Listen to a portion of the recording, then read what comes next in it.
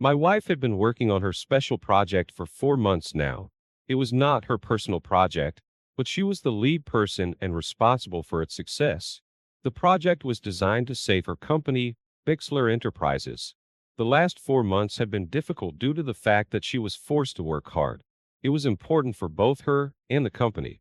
There was a good chance that Bixler Enterprises would go under if the project didn't get done. Sarah had a bachelor's degree from Albright and an MBA from Wharton. She was the smartest one in the family. I started working as an auto mechanic right out of high school, and after 21 years, I was still an auto mechanic. I didn't mind because I liked the work, and it paid well. It was enough to pay for Sarah's college and raise 2 kids. We weren't living luxuriously, but we were doing well. The kids had already shipped out and things were going pretty well with our income. Sarah got pregnant 3 months after we were married, at the age of 18. For the first few years we were married, we lived with my parents. They had a big, empty house as 4 of my siblings had moved away. That meant we had a babysitter while Sarah got her first few years of college. Because of 2 pregnancies, the 4-year degree took 6 years to complete. It was hard, but she made it through. I always had a job, and never lacked for overtime if I needed it. After Sarah graduated from Wharton, we rented our own place. She had job offers from several large firms, but they all required us to move. I didn't mind, but Sarah wanted to stay close to home. That's why she decided to work at Bixler Enterprises. It paid well, but most importantly, it gave her responsibility and the opportunity to advance. Sarah was a hardworking, dedicated employee. The presentation is Thursday at the Radisson Hotel in Philadelphia. I took a few days off work to assist her as needed. In the end, all I accomplished was making her something to eat when she got home. I didn't know anything about her job, nor did I want to know. High-level corporate business bored me. Businessmen from Europe, Asia, and South America came here. The company paid for their airfare and provided rooms at the Radisson Hotel while they were here.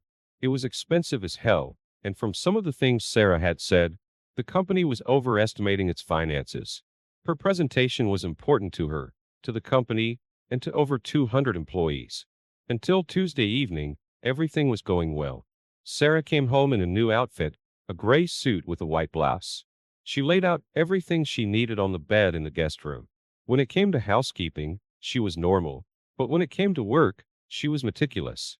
I didn't understand why she needed to pull out her fancy underwear, but I didn't say anything. In addition to her suit for the presentation, she had several cute little cocktail dresses for social events before and after the event. I had always avoided such events, but felt obligated to go with her if she wanted me to. She thanked me for the offer, but said it wasn't necessary. All the materials and equipment she needed were neatly stowed in the trunk of her Volvo before she left work. She drove the car herself to make sure everything was in perfect condition. She had all day Wednesday to get ready, and all evening Wednesday to socialize with her guests. Sarah was so good at what she did that I felt it would have been better if I had just stayed away from her. Finally, she was done. She had checked and double-checked everything. All she needed now was a hot shower and a good night's sleep. I guess my mistake was that I started checking her stuff after Sarah started showering. I thought I was helping, but it turned out to be the opposite. I was shifting things on the bed when a small white envelope fell out of the side pocket of her makeup bag. An envelope from a drugstore, but not the kind we usually use. Inside were 10 pills. I had no idea what Previn was, and the instructions were confusing. If necessary, take 1 pill, and then a second pill 12 hours later. I thought it might be something she got from anxiety or nerves, but the instructions didn't make sense. The prescription was written in her name on Monday. I put the envelope back in as she was finishing her shower. I decided I wanted to find out more about Previn before I told her about it. Of course, if I mentioned it, it would mean I was going through her things. I hate dilemmas. While Sarah got ready for bed, I went to our home computer and typed in Previn. 10 minutes later, I joined my wife under the covers. I lay awake all night wondering why my wife had picked up a prescription for the morning after pill, especially after I'd had a vasectomy 10 years earlier. The next morning, I got up early, but I wasn't rested. I took a long walk, hoping it would clear my head. I reluctantly headed toward home, afraid of what I might do or say when I got there. My son Josh joined the Navy after high school and was in his freshman year in San Diego. Our daughter Gloria married her childhood sweetheart last year, and just moved to Dallas. That left just Sarah and me. I missed the kids, but looked forward to growing old with my wife. She was the only woman I'd ever been interested in. Now it was all turning to shit. If Sarah was having an affair, she hid it well. Of course, I never checked up on her. I never looked at her emails or cell phone calls. I had no reason to. I had no way of knowing what she was doing at work or after work. I trusted her completely. John, where the hell have you been? You want some eggs or something? No, just coffee. I wasn't feeling very talkative. What's wrong, honey? It's only for 3 days. You can come if you want, but you'll be bored to death. No, I really don't want to go, but I hate leaving you alone. I worry when you're not here. That's very sweet, darling. But it'll be all right. I'm not going to leave the hotel all this time. I'll spend most of today making sure the conference room is ready, and tonight, I'll have a nice chat with our potential clients. Tomorrow, I probably won't even get a chance to pee. I'll be home as early as possible on Friday. I promise you a great weekend if you know what I mean. That all sounds good, but you can't blame me for worrying. I'm an auto mechanic and I have a beautiful and successful wife. Sometimes I get the feeling that you're less interested in advancing your family situation than you are in advancing your career. Stop it. Damn it, John. I've always respected what you do for a living and never pointed out otherwise. You raised two great kids and put me through college. You are a great husband, a great father, and a good provider, and never forget that. I finished my coffee while she cleared the table. Do you want me to call you? No, that's not a good idea. I'll have my cell phone off, and I'm going to turn off my room phone for the night so I can get some sleep. I'll call you every chance I get. I helped her load the car. She was as fussy about it as she was about everything else work-related. It would take her 3 hours to get to the Radisson Hotel. I stood on the porch and watched her leave. I didn't bother asking her about the pills. I spent the rest of the morning on the porch. I don't remember ever worrying as much as I did now. I felt small and insignificant. I felt out of my league. I was a small-town guy with a mediocre job and a successful wife. It was a mismatch. I should have noticed it earlier. I felt stupid. The best suit I had was a blue blazer and a pair of pants. At least I had a few ties, even if they were 10 years out of date. I had just finished getting dressed when the landline phone rang. Hey, sweetie, I just wanted to let you know I got here okay. You had a good drive. I'm assuming the traffic wasn't too heavy. It was fine. I'll call you tonight. Now I gotta go. I'm in room 714. Sarah, I can be at my parents' or my brother's tonight. If you want to call me on my cell phone. Okay. Cell phone rings. I love you. Gotta go. I took my time getting to Philly. I didn't go straight to the Radisson. I stopped first and got a steak and cheese. It promised to be a long night.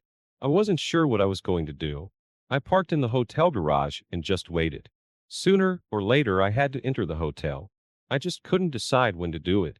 The ringing of my cell phone helped me make my decision. John, I just wanted to let you know that everything is settled. I'm going downstairs now to meet some people and have dinner. You didn't forget anything, did you? No. Everything's fine. I've got everything in my room for tomorrow. Do you need anything? Nope, Yon. Relax. I'm going to turn my phone off. I'll call you tomorrow morning. All right. Chuckles. Have fun. It's not fun, John. It's work. I didn't look too out of place. The lobby, restaurant, and conference rooms were full of people, so I could remain inconspicuous. There was a cute little brochure that showed the layout of all the hotel rooms. I wandered through the different rooms and stopped at the walls, looking around at the crowd. I had no idea what I would do if Sarah saw me. I would find out if and when that happened. I found an event board that listed all the rooms that were being used by the various groups. Bixler Enterprises didn't have any rooms available for Wednesday night. I found this interesting. Sarah had said she wasn't going to leave the hotel, but now I wasn't so sure about that. There were 3 dining rooms: family, casual, and fine dining. Sarah wasn't a big fan of dining with kids, so I went to the casual room first. It only took 5 minutes to make sure she wasn't there. I had better luck in the gourmet lounge. It was a cozy little booth nestled in the corner, the kind of table people reserve to have a private rendezvous. Sarah was wearing a black cocktail dress with a deep neckline and pearls. She looked elegant, and her companion looked like he appreciated it. I knew a few of the people Sarah worked with, and he wasn't one of them. He was familiar to me, but there was no way I could remember him. There were plenty of free seats, so I had no trouble crossing the room. There were candles and small glass candlesticks on the tables. I blew mine out and told the waiter it was bothering my glaucoma. I ordered the usual chicken dish and made myself comfortable. The waiter poured my coffee for the third time. Excuse me. The guy at the table across the table looks awfully familiar. Do you know who he is? Sure. That's Malcolm Eugene Foote. He's a member of the town meeting. He's expected to run for Congress in the next few years. Is that his wife with him? She's very pretty. No, this is the first time I've seen her. He always uses that table for special ladies, if you know what I mean. I just smiled at him and asked for the check. I had never seen Sarah so sensual with a man before. She seemed to catch every word he said like he was God or something. They weren't doing anything inappropriate, but it wasn't platonic or businesslike. When I left, they were finishing their second bottle of wine. Now I understood why she had taken her fancy lingerie. I made myself comfortable in the corner of the lobby so I couldn't be seen. 10 minutes later, they walked out of the restaurant. She held his hand as they walked across the lobby to the elevator. I watched the floor indicators carefully. That the elevator stopped on the third floor was a good sign. It meant she hadn't taken him to her room. It was a bad sign when the elevator didn't go to the seventh floor. It meant she went to his room. Just in case I was wrong about something, I sat in the lobby and watched the elevator for an hour. People came and went, but Sarah was not one of them. I got my empty suitcase out of the car and walked up to the front desk. Even though I could prove I was her husband, I had a hard time getting a key card. They relented after calling the room, but no one answered. Finally, I was on my way to room 714 with the key card. I didn't even turn on the lights at first. I just sat in the dark room for over an hour. It wasn't hard to make sure she wouldn't come back to the room. First, I packed all her clothes and personal belongings. I didn't leave anything behind. I checked the package of Previn. There were still 10 pills left in it. On the dresser, very neatly laid out, were all the items she would need for her presentation the next day. I began to fill the suitcase. There were 24 specially bound promotional folders and another 20 regular folders. All of them went into the suitcase. A digital projector went in next, followed by a laptop. I took her purse and cell phone, which she'd left in the room. All she had with her was a clutch and probably a tube of lipstick. I walked around the room as carefully as she did to make sure I didn't miss anything. Once I was satisfied, I put her car keys and my wedding ring on the dresser. Other than those two items, the room was completely empty. The elevator headed straight for the parking garage. I had no trouble carrying 2 suitcases, and 20 minutes later, I was on the expressway heading north. It was well over 3 in the morning. I had no idea it had been that long. An hour or two later, my cell phone rang. Caller ID showed it was the Radisson's phone number. John? Yes? Where are you? I'll be at the house soon. That's all I said. It was quiet on the other end of the line. Salesmen have an old saying, the first one to talk loses. It seemed like an eternity before she spoke. Chum, I am sorry. She didn't ask anything and just hung up. I turned my phone off. It was obvious that she had gone back to her room. Later that day, she was to give a presentation that would save her company and bring her a promotion. I put the suitcases in the attic of the garage. Sarah never went there and never thought to look for anything there. Of course, at this point, I'm pretty sure it didn't matter. First, I gathered all my clothes and personal belongings. Most men have their own tools. It's usually a requirement for the job. I stopped by the store, loaded mine into the Subaru, and picked up my last paycheck. By then, the banks were already open. I didn't have to do any fancy money and asset manipulation. I just withdrew all the money from my accounts. I had lunch in Hagerstown, Maryland. I had enough money to live on for a few years, but I knew I would be looking for a job very soon. Sarah and I were alike in that. We both loved to work. I'm going to miss her. I killed a couple hours in the Luray Caves and rented a room near Whiteville. I had no idea what I was going to do. It was Saturday, and I found myself sitting at the Chattanooga Aquarium, watching nature I had never seen before. I spent a few hours just relaxing and decided it was a good place to be. I bought a year pass to the aquarium, and by dinner time, I had a place to stay. It was a mobile trailer in the park, but it was furnished and cheap. I didn't need much. First thing Monday morning, I was going to get a job. A good handyman can always get a job, especially if he's willing to work hard. I could remain inconspicuous until it was time to renew my driver's license for car tags. I'll worry about them when the time comes. Sunday afternoon. I called Gloria. I felt obligated to let her know what was going on, but Sarah had already told her. She was pretty frank with Gloria about what happened. She said she cheated. I caught her. I left, and she lost her job. I felt bad that she lost her job, but that was the price she had to pay. I asked Gloria to tell Josh what was going on the next time she talked to him. I also told her that I would call about once a month to check on how things were going. I didn't tell her where I was. By noon the next day, I had a job. It was actually a short walk from the trailer park, with the Waffle House about halfway there. What more could a man want? I don't know how they handle the paperwork, but I was getting $20 an hour with no questions asked. I was happy, and they were happy. I wouldn't even have to get into my money that I brought with me. About 2 months later, Gloria informed me that Sarah had moved out of the house and was living with her parents. Gloria didn't know anything else, but was happy that I was settled and doing well. Josh called me from San Diego just to let me know he was going on a cruise. He was an avionics technician on an aircraft carrier. He tried to explain what he actually did, but it was over my head. I never really knew much about technical stuff. Both of them were careful not to say anything bad about their mother. I appreciated that. After that, it was business as usual. I started talking to Gloria at least weekly. Josh and I started emailing regularly. Gloria talked to Sarah regularly, but she said very little about what she was doing or where she was. I never filed for divorce, and it seems Sarah never did either. I have a Tennessee driver's license and the tags on the Subaru. I started going to one of the local bars a couple times a month and even got laid. 2 girls took turns becoming regular nighttime companions. They weren't looking for commitment, and neither was I. It seemed to work out well for all of us. Life was good. That was a long time ago, and I gradually forgot about Sarah. Eventually, Subaru started giving me trouble. I'd forgotten how long it had been. It was over 200,000 miles. I was pondering this over a mug of beer one day when I realized that it had been almost 5 years since I'd left home. I had kept in close touch with both children. Gloria had 2 children of her own by this time and wanted me to come visit them. Josh almost married a Thai woman, but at the last moment he refused. I usually worked 6 days a week and used Sunday to recover from Saturday night. There was no good reason for someone knocking on my trailer door at 6 o'clock on a Friday morning. Their rudeness was rewarded by a half-naked man opening the door. Dave jockey shorts are disgusting, and the lady at the door, judging by the look on her face, agreed with me. She looked away, but her companion didn't seem to be impressed. Normally, I would have worn pants, but at a time like this, guests annoyed me. We're looking for John Terrell. I don't know you. My name is David Simmons, and this is my wife, Marcia.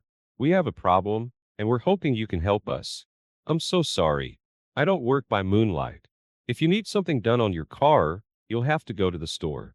This elicited several blank stares, and finally a response. It has nothing to do with your job. It's more of a personal problem. Can we come in? The trailer inside looked like crap. I rarely had guests, so I rarely cleaned it. Even my girlfriends insisted we go to their place. Be my guest. Let me put on my pants real quick. As I entered the bedroom, I left the door open, just to show them what a welcoming host I am. I also put on a shirt. Would you like some coffee? It'll only take about 10 minutes.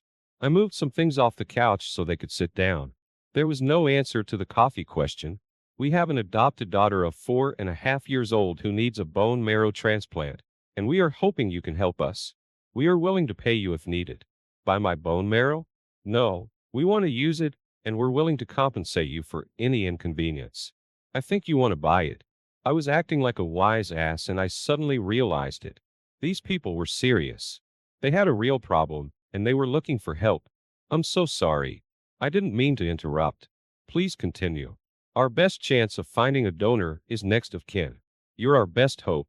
Watch this. I don't mean to be a smart ass, but I think you got the wrong guy. When was your daughter born? She'll be 5 years old in July. Marcia Simmons spoke for the first time, and she sounded sincere. I hate to be the bearer of bad news, but I had a vasectomy 15 years ago. There's no way I could be her father. Why was your name on the birth certificate? I can't answer that. Maybe you should ask her mother. That statement was met with silence. I felt sorry for these people, but I didn't know how to help them. What's the mother's name? Sarah Louise Terrell. I couldn't find the words. Maybe I shouldn't have taken those damn pills from her. Of course, then those people wouldn't have a daughter at all. I thought I was done with grief, and here it is again.